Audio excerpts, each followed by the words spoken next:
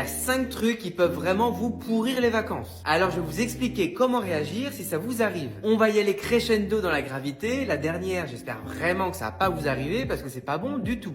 Ouais, bah écoute, j'ai cassé une latte du lit parapluie. Voilà. Alors qu'est-ce que je fais? Je le dis au propriétaire ou pas? Bah oui, évidemment que tu le dis. Il vaut mieux prévenir le propriétaire qui va se sentir en confiance, qui va sentir que tu es honnête et qui va peut-être faire une petite retenue symbolique sur le dépôt de garantie, plutôt que de prendre le risque que le propriétaire se rende compte lui-même, qu'il voit que tu as essayé de le carotter et qu'il te fasse une grosse retenue sur le dépôt de garantie juste pour t'ennuyer. Parce que derrière, si tu veux contester pour récupérer l'argent, il faut saisir le tribunal. C'est plutôt pénible. Ah bah c'est marrant parce que moi c'est un peu le contraire. Le propriétaire m'accuse d'avoir cassé le four alors que c'est pas compliqué, je l'ai pas ouvert une fois le four.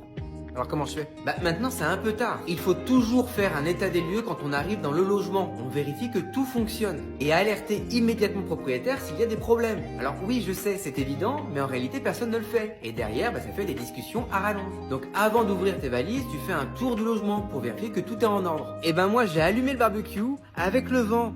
Ça s'est emballé et j'ai cramé la moitié de la fenêtre en PVC.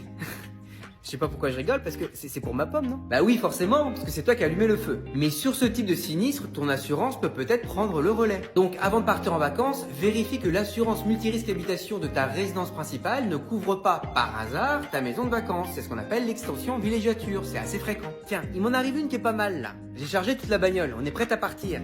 Je reçois pas un texto du propriétaire qui me dit qu'il y a un gros dégât des eaux dans la location et qu'il annule le contrat? Ah ouais, et moi je fais quoi derrière? Ouais, là effectivement c'est pas de chance. Bon, il faut vérifier dans le contrat de location quelles sont les conditions d'annulation. En cas d'annulation par le propriétaire, si tu as versé des arts, eh bien le propriétaire doit te reverser 2 fois les arts. Si tu as versé un acompte, le propriétaire doit te rembourser cet acompte et il doit te verser une indemnité pour compenser le préjudice moral et financier. Parce que là tes vacances, elles ont quand même du plomb dans l'aile. Et le montant de l'indemnité, ça se négocie directement avec le propriétaire. Oui, alors moi c'est encore autre chose. On vient d'arriver à l'adresse de la location, et ben en fait c'est pas une location quoi.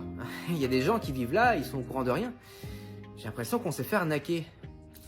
Non? Oui, je te confirme que ça sent pas très bon. Pour éviter ça, il faut se méfier des annonces qui sont un peu trop alléchantes. Et particulièrement sur les sites où on peut déposer une annonce de location gratuitement. Parce que là, évidemment, pour les escrocs, c'est encore plus facile. J'en profite pour vous dire que sur pap.fr, toutes les annonces de location de vacances sont vérifiées. À chaque fois qu'un nouveau propriétaire veut déposer une nouvelle annonce de location, on lui demande son titre de propriété. Il y a 0 arnaque sur notre site, ça ne pourra donc pas vous arriver. C'est clair pour toi? C'est très clair, merci PAP.